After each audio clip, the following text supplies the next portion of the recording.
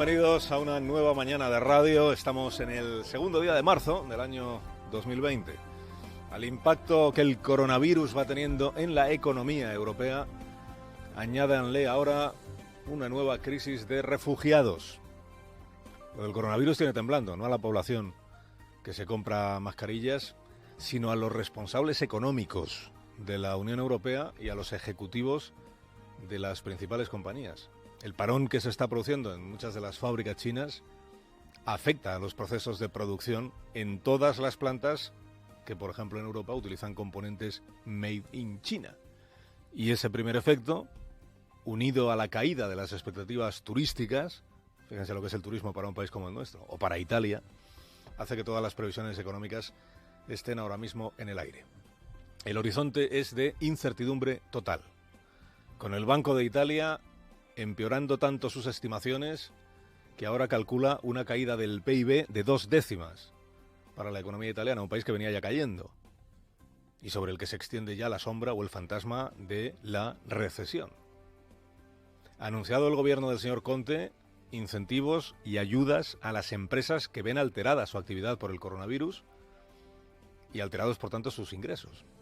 A las empresas y a los ciudadanos que tienen que permanecer en aislamiento y que puedan ver reducidos también sus ingresos, sus rentas. Por ejemplo, ha anunciado, y a lo largo de la semana irá dando más detalles, una moratoria en el pago de las hipotecas o de la factura de la luz para aquellas personas que por su situación no puedan atender esos pagos.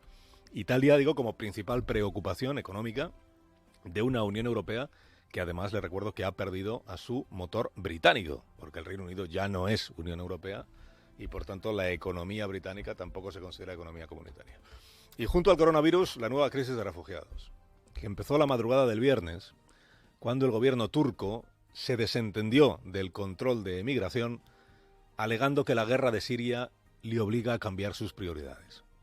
O traducido, que como el ejército sirio, en alianza con el ruso, bombardeó a militares turcos en Siria el jueves pasado y mató a decenas de ellos, Erdogan reclama de la Unión Europea y de la OTAN ayuda para plantar cara a Bashar al-Assad y a Vladimir Putin.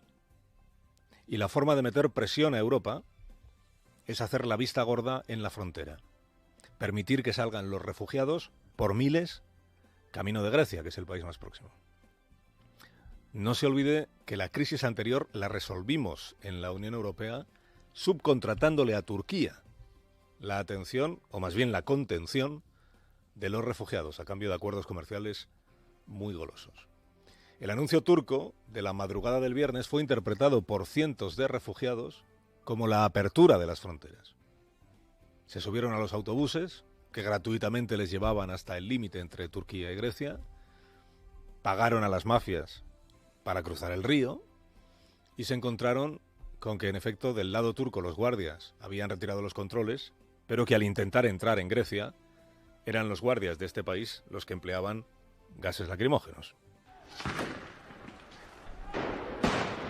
Han contado algunos de estos refugiados que los guardias griegos les quitaron los teléfonos móviles, les quitaron el dinero, les quitaron la ropa de repuesto que llevaban y los obligaron a todos a volver sobre sus pasos de regreso a suelo turco. Decían estos refugiados: venimos de Siria y hemos escapado de las bombas. ¿Qué clase de humanidad es esta? Que consiste en lanzar botes de gas a los niños. Porque hay niños entre los miles de personas que ya están en ese lugar, acampadas en ese punto de la frontera e intentando de vez en cuando cruzarla.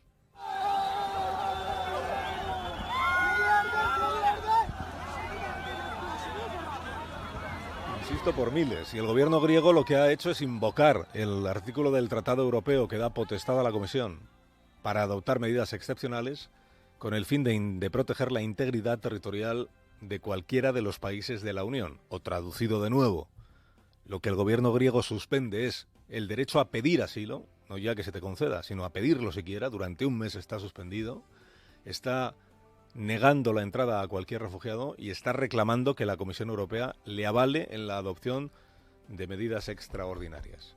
Todas las peticiones de asilo quedan aplazadas porque entiende el gobierno griego que se está produciendo una invasión de su territorio organizada por el gobierno de Turquía. El Consejo de Seguridad Nacional que se ha reunido hoy ha decidido lo siguiente. En primer lugar, la vigilancia de las fronteras terrestres y marítimas del este por parte de las Fuerzas Armadas y de Seguridad se ha actualizado al más alto nivel para evitar la entrada ilegal al país. En segundo lugar, la suspensión temporal de todas las solicitudes de asilo a partir de hoy durante un mes para todos aquellos que ingresan ilegalmente al país. En tercer lugar, el retorno inmediato de aquellos que ingresan ilegalmente. Y a la nueva crisis en la frontera se une la propia guerra de Siria, que ahí continúa, perpetuada, con el enfrentamiento que está yendo a más en las últimas horas entre Rusia y Turquía. Porque Putin ha hecho saber que el espacio aéreo sirio está cerrado y que si los turcos perseveran en hacer volar aviones militares, no garantiza que no sean derribados. Si no bastaba con un cisne negro, sea un acontecimiento imprevisto que lo altera todo, ahora tenemos dos. Un virus y una guerra que nunca termina.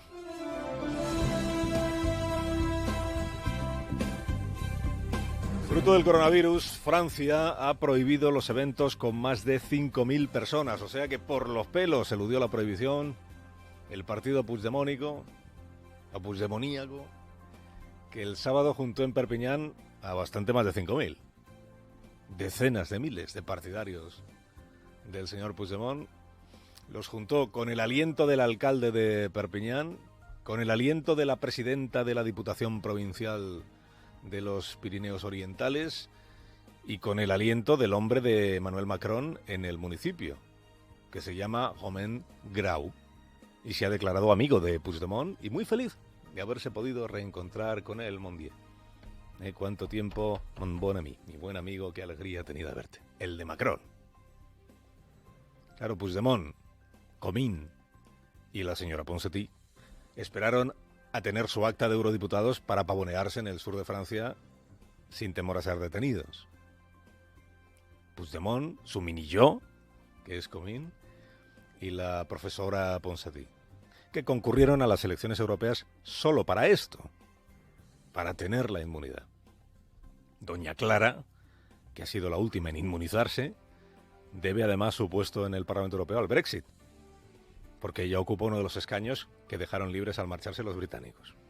Bueno, montaron la quedada del sábado en Perpiñán, que está más cerca de Girona que Bruselas, porque las peregrinaciones a Bélgica ya tenían cansada la parroquia, porque es más fácil reunir cientos de miles de catalanes en el sur de Francia que en la capital comunitaria, y porque así puede decir Puigdemont que ya ha regresado a Cataluña, ¿no? Ya sabe usted que para ellos está la Cataluña Norte y la Cataluña Sur, que en realidad es la provincia de los Pirineos Orientales en la nación francesa y la comunidad autónoma catalana en la nación española. Por la primera, que es Francia, puede moverse con libertad el trío prófugo. Por la segunda, que es España, no se les va a ver el pelo porque temen ser detenidos por muy eurodiputados que sean. Ja no ens aturarem. Ja no ens aturarem y ja no ens aturaran. No nos detendremos y no nos detendrán, proclamó el profeta Puigdemont. No se sabe si pensando en su situación judicial, esto de la detención, o en el movimiento político que él a pesar de todo encabeza. Y que abrió la campaña electoral de las autonómicas catalanas, su autocampaña electoral, con esta quedada perpiñanesa. Porque es Puigdemont quien le va a poner fecha a las elecciones autonómicas, claro. Y de paso meterá en cuarentena la mesa de partidos que ha dado a luz el señor Sánchez en la Moncloa. Por eso Puigdemont es el que más claro tiene cuánto urge movilizar a la feligresía indepe para que le voten a él y no a Oriol Junqueras.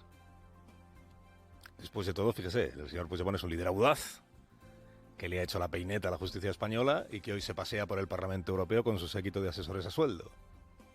Mientras que Junqueras pues es un recluso que lleva 2 años y 4 meses entre rejas y que ha tenido que inventarse un empleo para poder salir 3 días por semana.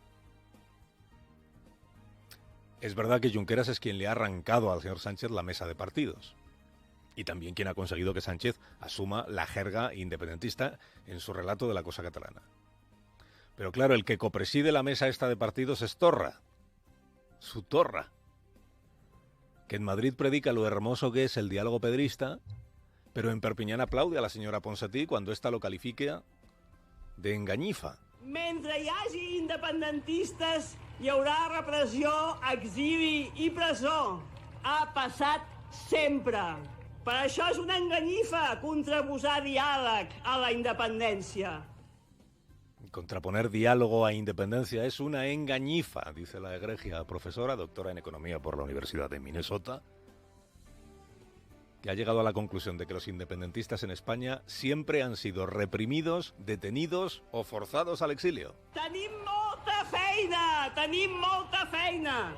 Si quan nosaltres tornem a casa, Catalunya encara no fos independent, haurem tornat, però no serem lliures. Som a l'exili perquè no som a l'exili. No som a l'exili pel que vam fer o pel que diuen que vam fer. Som a l'exili perquè som independentistes.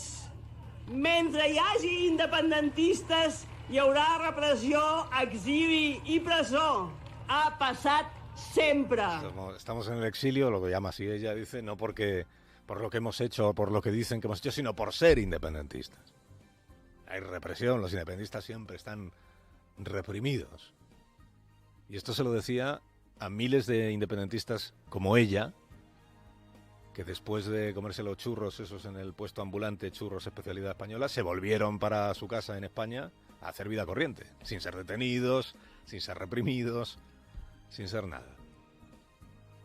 No solo se levantan todos ellos esta mañana pudiendo hacer lo que les dé la gana, siempre que no se apropien de los derechos de los demás, ¿se entiende? Es que van a poder votar libremente por el independentismo el día que el mentor de la señora Ponsatí, que es Puigdemont, convoque a las urnas. Carlos Alsina, en Onda Cero.